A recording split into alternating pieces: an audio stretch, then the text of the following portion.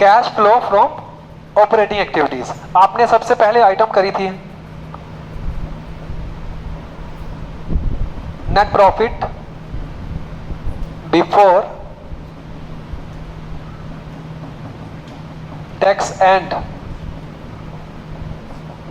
Extra ordinary items. ये आपने working note के थ्रू सीख भी लिया निकालना। वर्किंग नोट के थ्रू आपने सीख लिया इसको अमाउंट को निकालना। अब हम इसमें कुछ अब हम ट्रीटमेंट करेंगे non cash non operating items की। Non cash non operating items की ट्रीटमेंट करेंगे हम। सबसे इंपॉर्टेंट है ये। इसमें कुछ आइटम हम ऐड करते हैं और कुछ आइटम लेस करते हैं। ऐड कौन कौन सी होगी देखिए प्लीज। डेप्रिसिएशन, ठीक है, अमोर्टाइजेशन। किसका होता है अमोर्टाइजेशन? इंटेंजिबल्स का। हर वैल्यू बोलता रहूंगा मैं ताकि आपको समझ आते रहे। गुडविल 5 लाख से 4 लाख होगी है तो 1 लाख की आएगी। Decrease in the value of intangible is a part of operating activities. Increase in the goodwill और intangible is not a part of operating activity. वो इन्वेस्टिंग में चला जाता है। तो जो मैं बातें लिख रहा हूं, जो मैं बातें बता रहा हूं, माइनस होगी क्योंकि अमोर्टाइजेशन होना चाहिए। क्लियर हुआ?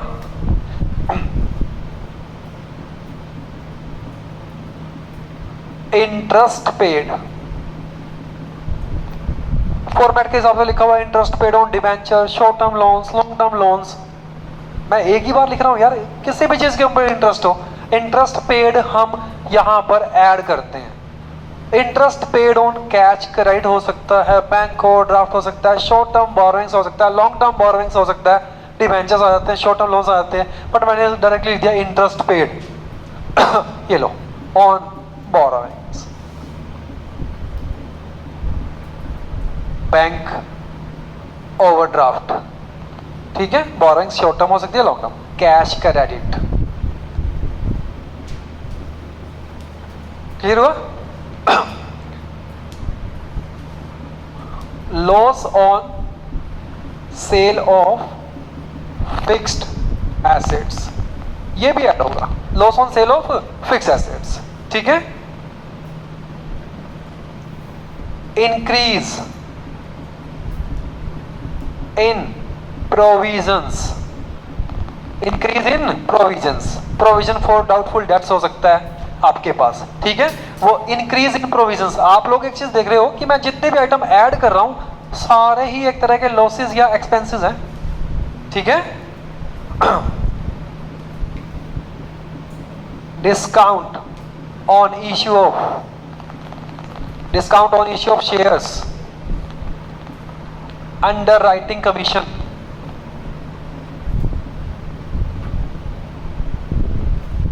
तो ये सब भी हमारे खर्चे क्या होंगे? ऐड होंगे। क्लियर हुआ? एक होगा हमारा प्रीमियम ऑन रिडम्पशन ऑफ, चाहे वो आपका प्रेफरेंस शेयर्स हो या आपका डिबेंचर हो। सारे के सारे एक्सपेंसेस हैं, लॉसेस हैं, मैंने ऐड किए हैं। कुछ आइटम हम यहां पर लेस करते हैं। इसका मतलब मैं अपनी इनकम जो है वो माइनस करूंगा, ठीक है। हमारे पास इनकम कौन सी हो सकती है? रेंटल इनकम हो सकती है, इंटरेस्ट इनकम हो सकती है, डिविडेंड इनकम हो सकती है। Rental income, interest income, dividend income, ये तीनों इनकम क्या होंगी? लेस होंगी। आप प्लीज बार बार देखो एक्सपेंसेस, इट मींस आपको फॉर्मेट पढ़ने की जरूरत नहीं है। जो मैं यहां पर लिख रहा हूं वही याद कर लो। ये आइटम्स ऐड होंगी और ये लेस होंगी। ऋषभ, इन ये सारे के साथ आइटम गिवन थोड़ी ना होगी, 1 होगी, 2 होगी, 3 होगी। क्लियर हुआ? अब यहां पर उसके अलावा यहां पर था आपके पास इंक्रीज इन प्रोविजंस, यहां पे आ जाएगा डिक्रीज इन प्रोविजंस। यहां पे था loss on sale of fixed asset और यहां पर आ जाएगा हमारा, मैं यहां पे लिख देता हूं आपका, gain on sale of fixed asset. Clear हुआ? आपने उस फर्स्ट वाले में कुछ आइटम ऐड करी, कुछ लेस करी, आपके पास आइटम आ गया operating profit before, operating profit before change in working capital. Operating profit before change in working capital. अगर मैं इसको आइटम नंबर 2 देता हूं, इसको आइटम नंबर मैं 3 देता हूं, तो मैं कह सकता हूं कि 1 + 2 - 3 operating profit before change in working capital. बस ये वाला वर्ड ये उठा लो बस आप। वर्किंग कैपिटल मतलब क्या होता है? Current asset and current liabilities का डिफरेंस। अब हम क्या करेंगे, प्लीज बोर्ड पर ध्यान देंगे हर बच्चा। हम कुछ आइटम यहां पर ऐड करेंगे, फिर कुछ लेस करेंगे। आपको ये पहली आइटम पता लगी, मैंने कुछ आइटम ऐड करने वाली लिखी है। हो सकता है 1 दिन 2 दिन आप फॉर्मेट को सामने रख के क्वेश्चन करें, उसके बाद आपको ऑटोमेटिकली पता चल जाएगा। अब मैं current asset and current liabilities की ट्रीटमेंट से पहले मैंने प्रॉफिट निकाल लिया कितना है। अब मैं current asset and current liabilities की ट्रीटमेंट करूंगा। प्लीज ध्यान देंगे। ऐड करेंगे decrease in CA, that is current asset. Decrease in CA, आपको सिर्फ एक पहली आइटम याद रखनी है, बस कुछ नहीं रखना। Decrease in CA and increase in current liabilities. आपको ऐड करने वाली पहली आइटम याद रखनी है, decrease in CA. Add decrease in current asset and increase in current liabilities. Less क्या होगा? Increase in and decrease in current liability. Question आपको गिवन होगा बैलेंस शीट में, करंट एसेट करंट लायबिलिटीज अपने अपने मेजर हेड के साथ आपको गिवन होंगी। आपको करंट एसेट करंट लायबिलिटीज बिल्कुल भी याद करने की जरूरत नहीं है। अब आपके पास यहां पर आपके पास 1 2 3 यहां पे आ गया, आपके पास ये वाला 4th आ गया था आपके पास, ठीक है। इसको हम नाम दे देते हैं 5th का, इसको नाम देंगे हम 6th का। ये बच्चों को मैंने वैसे याद करने के लिए क्या सिखा रखा है कि डिक्रीज इन सीए को कैसे याद करें, कि सीए का रिजल्ट वैसे ही कम आता है, तो इसका मतलब सीए की परसेंटेज कम है। Decrease in CA and increase in CL. आपको पहली आइटम याद रखना है, डिक्रीज इन सीए, बस उससे डिक्रीज से उल्टा क्या लिखा? इंक्रीज। सीए से उल्टा सीएल, उसका उल्टा बिल्कुल यहाँ पे बना लिया, ठीक है। क्लियर हुआ सबको? अब उसके बाद आपने ये 4th 5th 6th, अब आपके पास 7th आइटम आ गई है, that is cash generated from operation. Cash generated from operation, ये कैसे आई? आपके पास जो आइटम नंबर आई थी 4 में आपने 5th को प्लस किया और 6th को माइनस किया, तो आपके पास आइटम। क्लियर हुआ? एक बार फॉर्मेट प्लीज सभी बच्चे फॉर्मेट को ध्यान से देखो प्लीज, लवे बोर्ड पे ध्यान दो प्लीज। 1 2 3 4 5 6 7 आ गया। सबसे लास्ट आइटम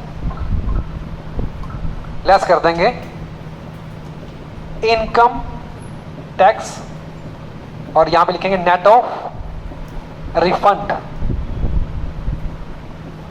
इनकम टैक्स 100 का है, रिफंड 70 का आ गया, तो अल्टीमेटली 30 ही पे किया हमने, तो वो क्या हो जाएगा? माइनस हो जाएगा, ठीक है। तो आपने यहां पे क्या किया है? कौन सी आइटम थी? 7th आइटम में से माइनस कर दिया आपने 8th आइटम।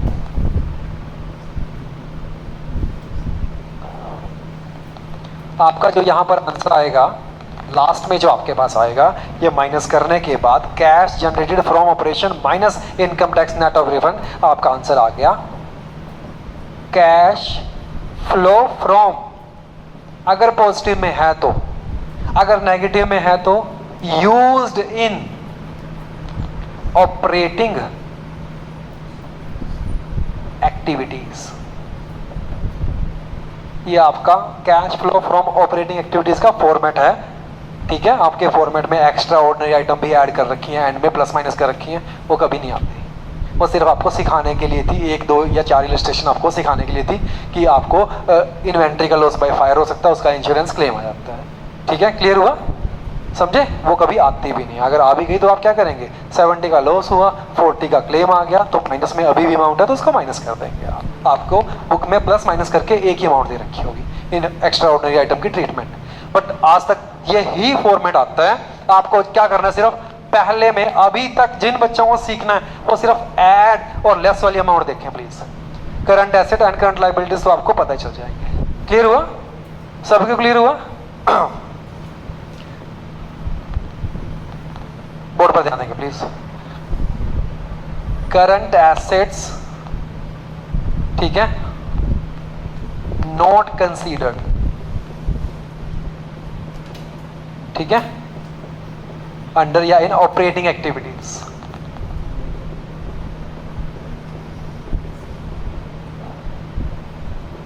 कौन कौन से करंट एसेट्स ऑपरेटिंग एक्टिविटीज में नहीं आते? Current asset and current liabilities की ट्रीटमेंट है। कौन कौन से करंट एसेट्स ऑपरेटिंग एक्टिविटीज में नहीं आते, देखिए please. Cash in hand, cash at bank,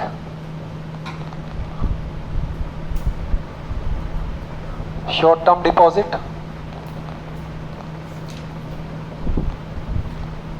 current या शॉर्ट टर्म इन्वेस्टमेंट। इसका मतलब ये सारी आइटम जो मैं लिख रहा हूं कौन से हेड में गिवन होगी? करंट एसेट के हेड में गिवन होगी आपको। ये आइटम नहीं आएंगे। एक होगा मार्केटेबल सिक्योरिटीज,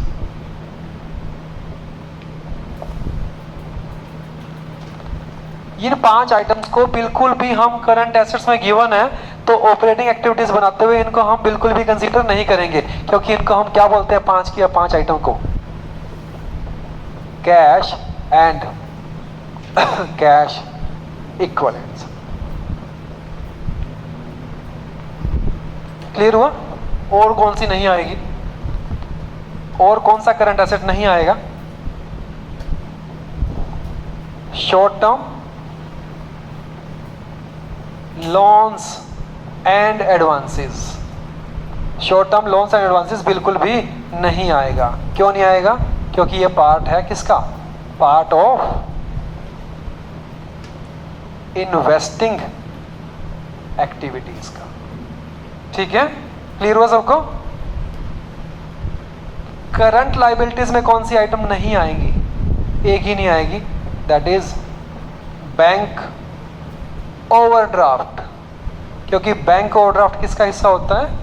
फाइनेंसिंग का हिस्सा होता है, फाइनेंसिंग एक्टिविटीज।